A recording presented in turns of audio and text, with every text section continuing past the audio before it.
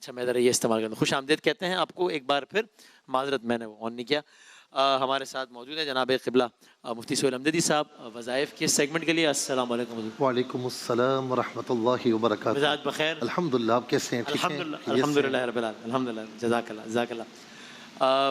آج 17 رمضان مبارک. بس میں آتا ہوں فوراً وظیفے پہ تاکہ ہماری کوشش ہے کہ زیادہ سے زیادہ سوالات شامل کر سکیں.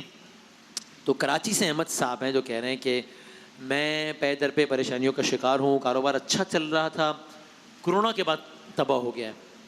پھر اسی دوران میری جائیداد پر میرے سگے رشتہ داروں نے قبضہ کر کے مجھ پر مقدمہ کر دیا, اور مجھے لگتا ہے کہ مجھ پر کوئی جادو ٹونا بھی کیا گیا ہے, کیونکہ میرے گھر کا ماحول انتہائی تلخ ہو چکا ہے. اس کی دعا بتائیں کہ اللہ مجھے پہلے جیسی بہترین زندگی لوٹا دے, بلکہ اس سے بھی بہتر.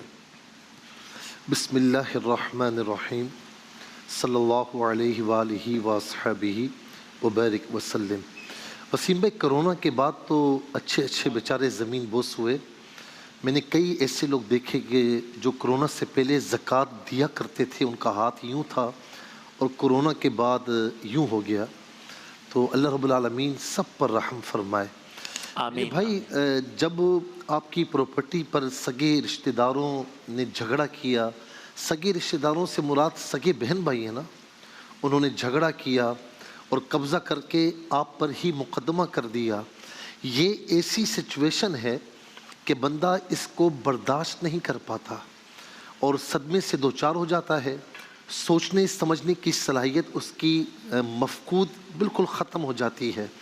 اب اسے یہی لگتا ہے کہ مجھ پر کسی نے جادو ٹونا کیا ہوا ہے. وہ گھر پر بھی رہے گا تو چڑچڑاپن اس کا ظاہر ہوگا, بات بات پر شور کرنا, ڈانٹنا. ظاہر ہے کہ وہ اپنی یوں سمجھنے کہ اپنا غصہ گھر والوں پر نکالنے کی کوشش کرے گا. میرے بھائی, جو ہونا تھا نا وہ تو ہو گیا. اب اس کو غصہ کر کے, گھر والوں پر غصہ نکال کے آپ اس دور کو واپس نہیں لا سکتے. اگر واپس لا سکتے ہیں, اگر وہ دور آ سکتا ہے جو اچھا دور تھا, تو پھر کیجئے, جتنا غصہ کرنا ہے کریں. لیکن ہوگا نہیں ایسا ہوگا نہیں. تو لہٰذا بالکل اپنے ذہن کو فریش کیجئے. اور یہ جو جادو ٹونے کے لیے میں نے وظیفہ بتایا ہے وہ سورہ فلق اور سورہ ناس کا, آپ کہیں پر بھی سوشل میڈیا سے نکال سکتے ہیں. صحیح ہے. اور آپ وہ طریقہ دیکھ لیں, اس کے مطابق وہ کریں. جادو ٹونا جیسا ہی کیوں نہ ہو, کتنا ہی جو ہے وہ زیادہ کیوں نہ ہو, اس سے ختم ہو جائے گا. اس کا پورا پس منظر بھی میں نے ساتھ میں بتایا ہے. یہ جو میں صورت بتا رہا ہوں, یہ دشمنوں کو بے بس کرنے کے لیے یوں سمجھ لیں وسیم بھائی کہ اکسیر ہے. اچھا جرب ہے دشمن کو. اچھا ایسا نہیں کہ آپ غلط کر رہے ہیں اور آپ کہیں میرا دشمن ہے, اس کے لیے پڑھیں. غلط انداز میں پڑھیں گے, نتیجہ آپ کے ذمہ ہے.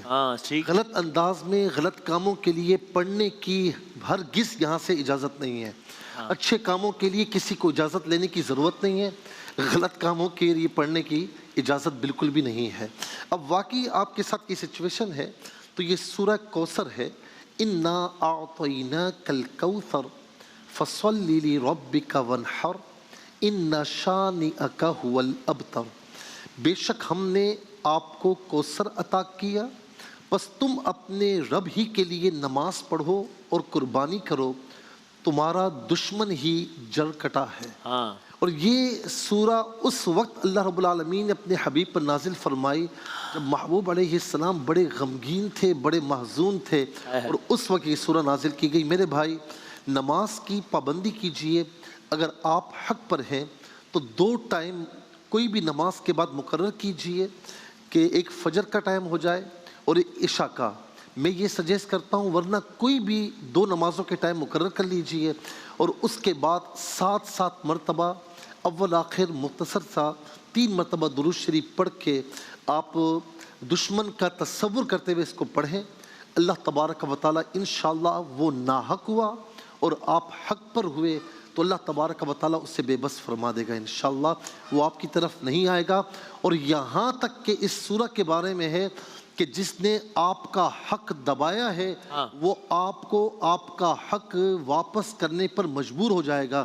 یہ لوگ پیسے کھا جاتے ہیں نا کاروبار کے نام پر, انویسٹمنٹ کی کھا گئے, اچھا آپ نے مال ادھار پر دیا کھا گئے, اس کے لیے بھی یہ اکسیر ہے, مجرب ہے, اس کو پڑھیے, اللہ تعالیٰ دنوں میں انشاءاللہ کام فرمائے گا. بات وہی ہے کہ جتنا یقین سے پڑھیں گے اللہ تعالیٰ اتنا کرم فرمائے گا. دوسرا کریم, اللہ تعالیٰ کا صفاتی نام ہے, یا کریم یا اللہ, چلتے پھرتے پڑھیں ایک کرم کرنے والے, ایک کرم کرنے والے, اے اللہ.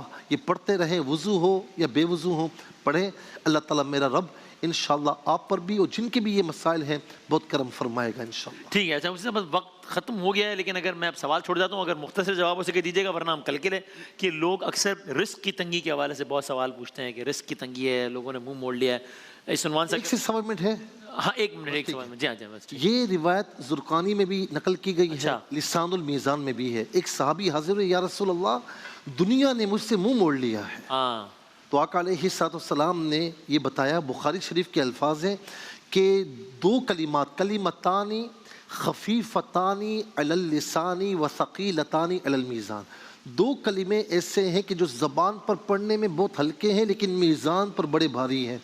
سبحان اللہ و بحمدہ سبحان اللہ العظیم, اور چاہے تو یہ ملا لیں و بحمدہ استغفر اللہ, ورنہ وہ کافی ہے. یہ بھی ملا لیں تو بہت اچھا ہے. نمازوں کی پابندی کے ساتھ فجر کی نماز کے بعد 101 مرتبہ پڑھیں اول آخر 3 بار درود شریف. وہ صحابی کہتے ہیں, وہ صحابی کے بارے میں ہے کہ کچھ روز کے بعد آئے اور عرض کی, یا رسول اللہ دنیا اتنی آ گئی کہ مجھ سے سنبھالا نہیں جا رہا. اللہ اللہ, واہ واہ, کیا کہنا ہے, جزاک اللہ. بہت شکریہ, بہت نوازش جناب قبلہ مفتی خان جدید صاحب.